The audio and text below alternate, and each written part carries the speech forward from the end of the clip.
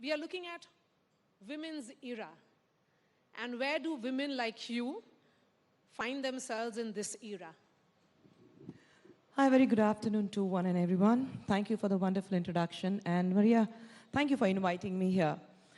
Where do I find myself in today's times? I think this is the best time for women to be in India. We have been progressing. We have been looking at women who can break the glass ceiling, women who have been given wings to fly, who have been given the encouragement to dream big. And we have been focusing a lot on women education and telling them that this is your time, so move ahead. There's nothing about a man or a woman. We're talking about gender equality.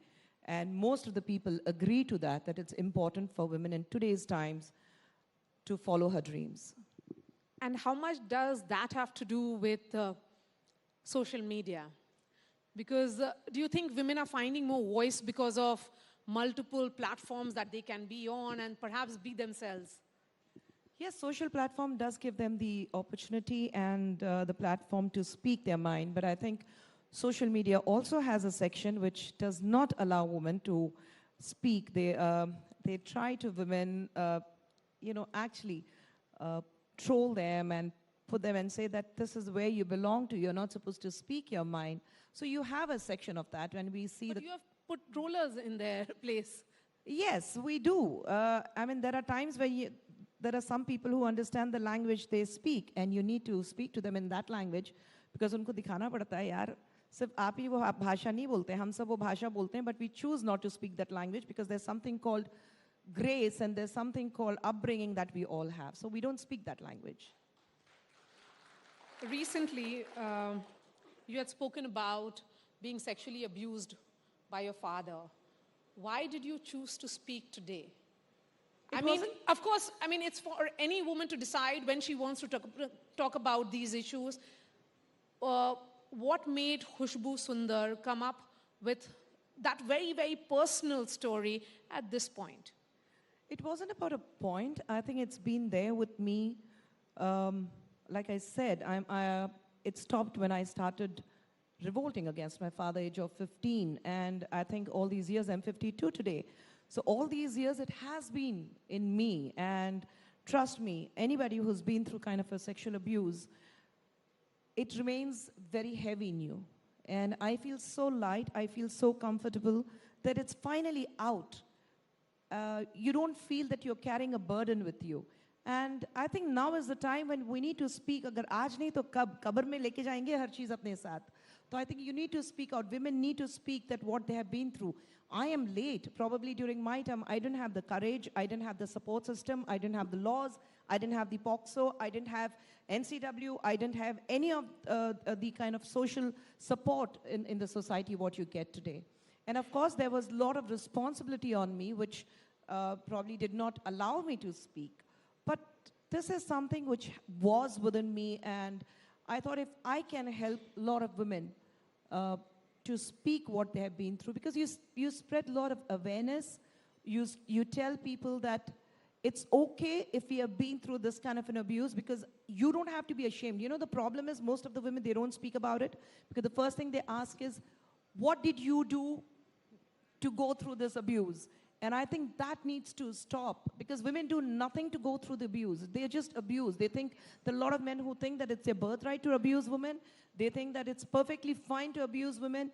And they think it's my patriarchy mindset where I'm going to abuse women. You're a woman, so you have to be under me, and I'm going to abuse you. And I think it's very important for women to stand up against the abuse they've been through and say, I'm not ashamed for what I went through. I want to shame the person who has done this to me. And that is what is important. And how much of that are you implementing in your new role as National Commission for Women member? See, I think NCW, when you look at the success rate of NCW, we have been doing great. And in fact, you know, what I go through when I go through the history of NCW, I've just assumed the office. But when you go through it, I think in 2021, we had the maximum number of cases in like almost 27,000 cases we had, and out of which 7,000 cases were about right to live with dignity. So I really like that. And of course, then you had the maximum number of, the second top-rated cases were about domestic violence. But then when you talk about people who have been fighting for the right to live with dignity, it also means that they were fighting against, for a clause where it says that even if you are emotionally abused. So, I mean, you see the number of cases where women are coming forward and they're filing cases. So I think it's great. It's great to be part of NCW because it gives you a larger platform to understand the problem. And you think that my problem is the biggest problem? No, it's not. My problem is probably a dot when it comes to the huge line of problems women have been still facing globally. So I think it has to start. Kehte na ki to draw a line, you had to start with a dot. So let this be a dot and let us start drawing a line. So शुरुआत हो गई है. बिल्कुल और शुरुआत बिल्कुल सही हो रही है. और इस शुरुआत क्या जर्नी कैसा है? मेरा सवाल ये है कि you know women have to support women and that's why we look at sisterhood. In women's era, how important is it that women who are in positions of authority, in positions of power, support other women to rise? I think it's extremely important, but what I personally feel is, why are we always looking for a support? What is important is how courageous you are to make a mark for yourself, to make the difference, to bring in the difference in the society. I think the minute you start depending on others, the minute you look at expectation, it leads to disappointment. So I don't expect things, but yes, I definitely would want not a woman, but I think in today's time it's very important that men need to come out and support women, because when you're talking about the hierarchy or the patriarchy mindset, that starts with men, where men say at home that meri beti aur beta koi fark nahi padta. लड़की हंसे तो बिल्कुल सही है, लड़का रोए तो भी बिल्कुल सही है. Gone are the days where you say that अरे तुम लड़की हो, इतनी जोर से तुम हंस नहीं सकते हो, और लड़की जब लड़के रोते हैं तो कहते हैं कि क्या लड़कियों की तरह रो रहे हो. I think we need to get away from that mindset. But Khushboo, you know, because you endured in silence till the age of 15. At that time, were you looking for some support from within the family? No, because I didn't tell anyone about it. My family, my 3 brothers and my mom, they all were oblivious to what was happening to me, because I was literally petrified of speaking, because I had seen my dad physically abusing the domestic violence, what we talk about. I have seen my mom being through that domestic violence, my mom dignity being really ripped apart, and I have seen that. So I was threatened that if I speak about this to anyone, then my mom and my brothers would bear the brunt. And I think that fear kept me, absolutely made me go silent about the abuse, what I went through. But then there comes a time where you say it needs to stop. You have to put a full stop, where you understand that what is happening is absolutely wrong, and especially from a person where every girl thinks that my father is my biggest hero. And when it comes from that person, that kind of an abuse, I think you start really, there was a time when I went through whether, did I go wrong somewhere? But then you come at the age of 15, you realize that it wasn't my fault. It's just that some men are built and made that way. And they're not the right people to live with. And I wanted my mom also to stand up and say that enough. I'm not going to tolerate this man with physical abuse and domestic violence, and where my dignity is actually broken every day. So that's when I spoke to my mom about it, and she stood by me. And what about the rest of the family, your brothers? 2016, when I started revolting against my father, in 2015. 2016, my dad understood that he will not be able to get what he wanted, so he just left us and overnight, and he went back to Mumbai. We were just coming in, I was just starting out in Telugu films, which was based out of Chennai. So here I was, the youngest family member with 3 older brothers and my mother, and we were just left in lurch. We didn't know where's the next meal going to come from. And since I was a minor, whatever the bank balance I had, my dad took it with him. And he challenged me. He said, "Ekdam tum wapas aogi apne घुटने पे रेंगते हुए, you'll come back to me and beg me for forgiveness and say that मुझे वापस ले लो." And I said, the day I think if that kind of a situation arises, I will make sure that I poison my mom and my brothers and I'll jump in front of a train, but I'll never come back to you.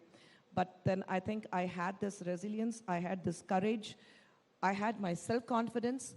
And you were a minor then? I was a minor. And I started working and I just immersed myself completely in my work. I didn't have time to think about anything else. And from 2016, I have never seen my father. And I think I heard that we lost him last year. So I said, good. I mean, Dharti Mata se ek boj ud chuka hai. Khushboo, you know, when you're telling me about this story, it's life. It's a life journey, life story. And it means a lot to talk about it. Do you often encourage your family members and other women that you meet? Because you have had a long and illustrious career as a politician, of course, as a producer, as an actor. Do you often encourage women to speak? I always do that. I have two beautiful girls, very young girls. My older one is going to be 23 this September, and the younger one is 20 plus. And I think it's very important that you keep speaking to your child. And my daughters are like, they're enough.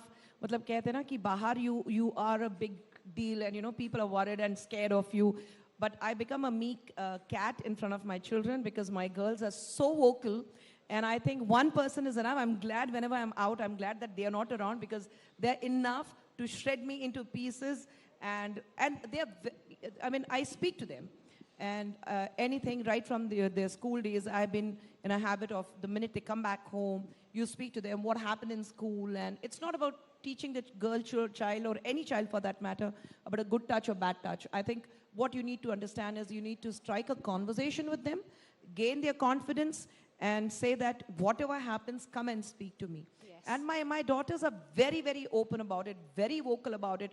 There are times when we have political differences, but they are open about it. And we love the fact that there's a very wide and open conversation within us. Thank you so much for this conversation, Khushboo. And it's a pleasure that, and thank you for all the effort that you made to come and participate in Rising India. Please stay with us. Thank you so much, ma'am, for sharing your honest thoughts. And Maria, I'd request you also to please stay on stage, as now is the time for felicitation of the real heroes in the field of gender equality. So ladies and gentlemen, presenting the winner in this category.